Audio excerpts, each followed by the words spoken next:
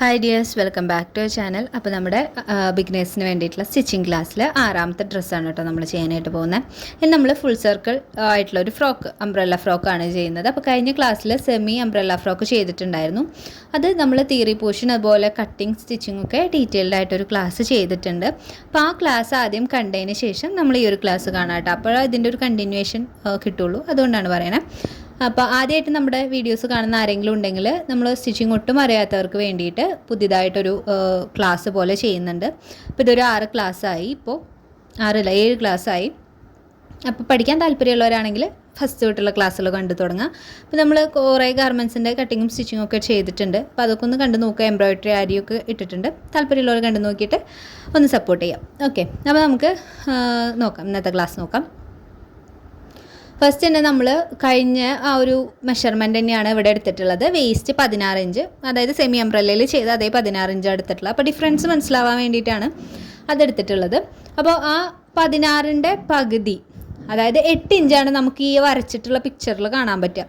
നമ്മുടെ ഈ ഒരു അംബ്രല്ല നിവർത്തി കഴിയുമ്പോൾ ഇതുപോലെ ഫുൾ ഒരു റൗണ്ടിൻ്റെ പകുതിയോളം നമുക്ക് ഒരു സൈഡിൽ കിട്ടും. അതായത് ഫുൾ ഒരു വട്ടം ആയിരിക്കും, ഒരു സർക്കിളായിരിക്കും നമ്മുടെ അംബ്രല്ലയുടെ ആ താഴത്തെ സ്കേർട്ട് പോർഷൻ വരുന്നത്. ഓക്കെ, ഇനി നമ്മളിതുപോലെ തുണി 4ആയിട്ടാണ് മടക്കിയിട്ടിട്ടുള്ളത്. സെമി അംബ്രല്ലയ്ക്ക് നമ്മൾ തുണി 2ആയിട്ടാണ് മടക്കിയിട്ടിട്ടുണ്ടായിരുന്നത്. ഇതിന് നമ്മൾ 4ആയിട്ടാണ് മടക്കുന്നത്. അപ്പോൾ ഈ ഒരു പീസ് തുണി എടുത്തു കഴിഞ്ഞാൽ ഇതുപോലെ വിഡ്ത്തിൽ ആദ്യം മടക്കിയിട്ട് ലെങ്ത്തിൽ മടക്കി കൊടുക്കും. മനസ്സിലായോ? അപ്പോൾ ഈ 2 ഭാഗവും ഫോൾഡിംഗ് ഉള്ള ഭാഗമാണ് മുകളിലത്തെ ലൈൻ വരുന്ന ആ ബോക്സ് വരച്ച പോലെയാണ് ഈ ഇതും ഞാൻ മടക്കിയെടുത്തിട്ടുള്ളത്, പേപ്പറും. പിന്നെ ഇപ്പുറത്തെ ഉള്ള 2 സൈഡുകളും നമുക്ക് 4 സൈഡ് കണ്ട് ഇവിടെ ഓപ്പൺ വന്നിട്ടുള്ളത്. താഴ്ഭാഗവും ആ ഒരു സൈഡും ഓപ്പണിങ്ങും, മുകൾ ഭാഗവും ഓപ്പോസിറ്റ് സൈഡും ക്ലോസ് ആയിട്ട് വരുന്ന സൈഡാണ്. ഓക്കെ, ഇനി നമുക്ക് മാർക്കിംഗ് നോക്കുമ്പോൾ ഈ ഒരു 2 സൈഡിലേക്കും നമ്മൾ 2 ഇഞ്ച് വീതമാണ് മാർക്ക് ചെയ്ത് കൊടുക്കുന്നത്. അപ്പോൾ എന്താണ് അവിടെ 2 ഇഞ്ച് മാർക്ക് ചെയ്യാനുള്ള കാരണം? കഴിഞ്ഞ ക്ലാസ്സിൽ നമ്മൾ 4 ഇഞ്ച് വീതമാണ് മാർക്ക് ചെയ്തിട്ടുണ്ടായിരുന്നത്.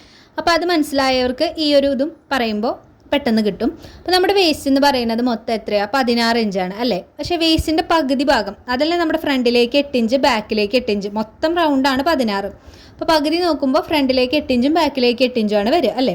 അപ്പോൾ നമ്മളിത് കഴിഞ്ഞ ക്ലാസ്സിലായിരുന്നെങ്കിൽ തുണി നമ്മൾ 2ആയിട്ട് മടക്കിയോണ്ട് ആ 8ൻ്റെ പകുതി എന്നുള്ളത് നമുക്ക് 4 അല്ലേ? ഇപ്രാവശ്യം നമ്മൾ തുണീനെ 4ആയിട്ടാണ് മടക്കുന്നത്. അപ്പോൾ 8ൻ്റെ പകുതി 4, ആ 4ൻ്റെയും പകുതി നമുക്ക് 2 ഇഞ്ച് എടുക്കണം. അതായത് 8നെ നമ്മൾ 4 കൊണ്ട് ഡിവൈഡ് ചെയ്യുകയാണ്. അപ്പോൾ നമുക്ക് എത്ര കിട്ടും? 2 ഇഞ്ചാണ് കിട്ടുക. അതുകൊണ്ടാണ് നമ്മളവിടെ 2 ഇഞ്ച്, അതായത് A to Bയും A to Cയും നമ്മൾ 2 ഇഞ്ചാണ് മാർക്ക് ചെയ്തിട്ട് ആ ഒരു കർവ് പോലെ വരച്ചു കൊടുത്തിട്ടുള്ളത്. അപ്പോൾ നമ്മൾ കഴിഞ്ഞ ക്ലാസ്സിൽ പറഞ്ഞ പോലെ തന്നെ ആ കർവ് നമുക്ക് എത്ര ഇഞ്ച് കിട്ടണം? 4 ഇഞ്ച് കിട്ടണം. അപ്പോഴാണ് അത് നീർത്തുമ്പോൾ എത്ര ഇഞ്ചാവുക? 8 ആവുക. പിന്നെ ഒന്നും കൂടി നീർത്തുമ്പോഴാണ് നമുക്കത് മൊത്തം 16 ഇഞ്ചായിട്ട് കിട്ടുക. ഓക്കെ, അപ്പോൾ നിങ്ങൾ ആ ഒരു കർവ് കഴിഞ്ഞ ക്ലാസ്സിൽ നമ്മൾ അളന്നത് പോലെ അളന്ന് നോക്കുമ്പോൾ നമുക്ക് എത്ര കിട്ടണം? 4 ഇഞ്ച് കിട്ടണം. ഇൻ കേസ് 4 ഇഞ്ച് കിട്ടുന്നില്ല, 3.5 വരുന്നതെങ്കിൽ താഴേക്ക് 2 സൈഡിലും താഴേക്ക് ഒരു 1/2 ഇഞ്ച് കൊടുത്തിട്ട് ഒന്നും കൂടി മാർക്ക് ചെയ്ത് കൊടുത്തിട്ട് അളന്ന് നോക്കണം. മനസ്സിലായോ? അപ്പോൾ അത് 4 ഇഞ്ച് കറക്റ്റ് നമുക്ക് കിട്ടണം. പിന്നെ ഇനി ഞാൻ ജസ്റ്റ് ഒന്ന് എഴുതി കൊടുക്കുകയാണ്. ഫുൾ ലെങ്ത്ത് നമ്മളിതിന് 20 ഇഞ്ചാണ് പറഞ്ഞിട്ടുണ്ടായിരുന്നത്. ബോഡി ലെങ്ത്ത് എന്ന് പറയുന്നത് 8 ഇഞ്ച് നമ്മൾ എടുത്തു. ബാക്കി നമുക്ക് സ്കേർട്ടിൻ്റെ പോർഷന് ലെങ്ത്ത് വേണ്ടത് 12 ഇഞ്ചാണ്. അതായത് ഈ ഒരു ഷോൾഡർ തൊട്ടിട്ട് ഈ താഴത്തെ ഈ അറ്റം വരെയുള്ള ലെങ്ത്താണ് 20 ഇഞ്ച് അല്ലേ? അതിൽ ബോഡി ലെങ്ത്ത് എന്ന് പറയുന്നത് ഷോൾഡർ തൊട്ടിട്ട് വേസ്റ്റ് വരെയുള്ള ലെങ്ത്താണ്. നമുക്ക് അവിടെ ഒന്ന് മാർക്ക് ചെയ്തിട്ട് കൊടുക്കാം. അപ്പോൾ നിങ്ങൾ നോട്ട് എഴുതുമ്പോഴും ഇതേപോലെ മാർക്ക് ചെയ്ത് കൊടുത്തിട്ട് വേണം കേട്ടോ എഴുതി വെക്കാനായിട്ട്. അപ്പോൾ ഫുൾ ലെങ്ത്ത് ഞാൻ ഇതുപോലെ ഒന്ന് മാർക്ക് ചെയ്യുന്നുണ്ട്. ഫുൾ ലെങ്ത്ത് നമുക്ക് 20 ഇഞ്ചാണ് കേട്ടോ വരിക. ഞാനവിടെ തെറ്റിയിട്ടാണ് 12 എഴുതിയിട്ടുള്ളത്. ഇപ്പോൾ കൊടുക്കുന്നത് കണ്ടോ, ഈ ഒരു ലെങ്ത്താണ് നമുക്ക് 12 ഇഞ്ച്, ഫുൾ ലെങ്ത്ത് 20 കേട്ടോ. ഞാൻ എഴുതിയപ്പോൾ തെറ്റിപ്പോയതാണേ. അപ്പോൾ ഇത്രയും ജസ്റ്റ് ഒന്ന് മാർക്ക് ചെയ്ത് വെക്കുന്നുണ്ട്. ലാസ്റ്റ് ഞാനൊന്ന് സൂം ചെയ്ത് കാണിക്കാം കേട്ടോ. ഓക്കെ, അപ്പോൾ ഈ 12 ഇഞ്ചാണ് നമ്മൾ പറഞ്ഞു വന്നത്. താഴേക്കുള്ള ലെങ്ത്ത് നമുക്ക് 12 ഇഞ്ചാണ് കിട്ടേണ്ടത്. അപ്പോൾ നമ്മളത് മാർക്ക് ചെയ്യുമ്പോൾ എങ്ങനെ മാർക്ക് ചെയ്യണം എന്നുള്ളതാണ് നോക്കുന്നത്. നമ്മളെല്ലാ മാർക്കിങ്സും ചെയ്യുന്നത് ആ A എന്ന് പറഞ്ഞിട്ടുള്ള ഒരു പോയിന്റിൽ നിന്നാണ്. കണ്ടോ, ഇപ്പോൾ ടേപ്പ് വെച്ചിട്ട് ഇതുപോലെ ഈ A എന്നാണ് നമ്മൾ ഇങ്ങോട്ട് എല്ലാ മെഷർമെൻറ്റ്സും എടുക്കുന്നത്. അപ്പോൾ നമ്മൾ ഈ ഫുൾ ലെങ്ത്ത് എടുക്കുന്നതും ഈ A എന്ന പോയിന്റിൽ നിന്ന് തന്നെയാണ്.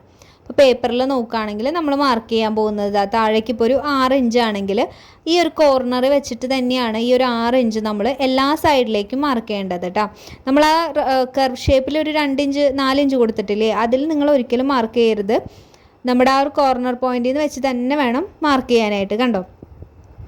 അപ്പോൾ അങ്ങനെ ചെയ്യുമ്പോൾ നമ്മൾ എങ്ങനെ മെഷർമെൻ്റ് എടുക്കണം എന്നുള്ളത് നോക്കുക.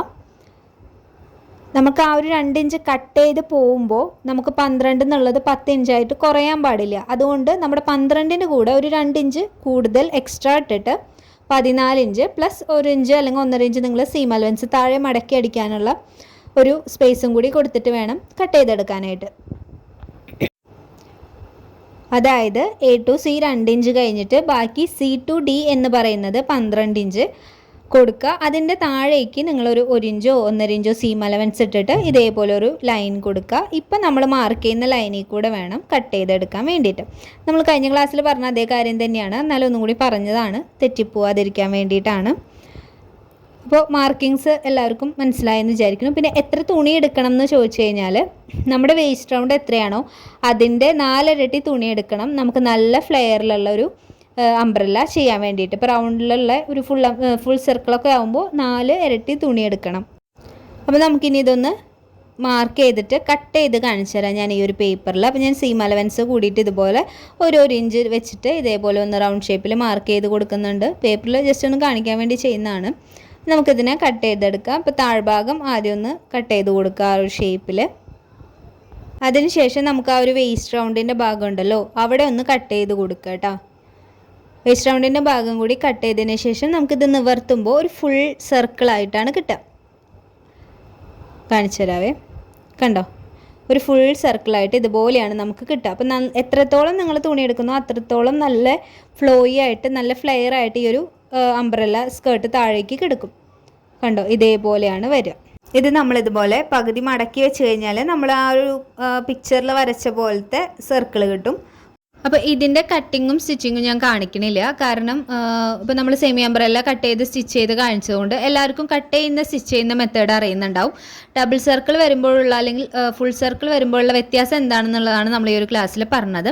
പിന്നെ പറയാനുള്ള ഒരു കാര്യം, നമ്മളിപ്പോൾ ഒരു 7 ക്ലാസ് ചെയ്ത് കഴിഞ്ഞു. അപ്പോൾ ഈ ഒരു 7 ക്ലാസ് കണ്ട് അത് നിങ്ങൾ സ്റ്റിച്ച് ചെയ്ത് നോക്കിയിട്ടുണ്ടെങ്കിൽ അതിൽ ഈ 7 ക്ലാസ് ചെയ്തതിലും നിങ്ങൾക്ക് എന്തെങ്കിലുമൊക്കെ ഡൗട്ട്സ് ഉണ്ടെങ്കിൽ ഈ വീഡിയോയുടെ താഴെ കമൻറ്റ് ചെയ്ത് കഴിഞ്ഞാൽ നമ്മളെല്ലാ ഡൗട്ട് ക്ലിയറൻസുമായിട്ട് ഒരു വീഡിയോ ചെയ്യുന്നതായിരിക്കും.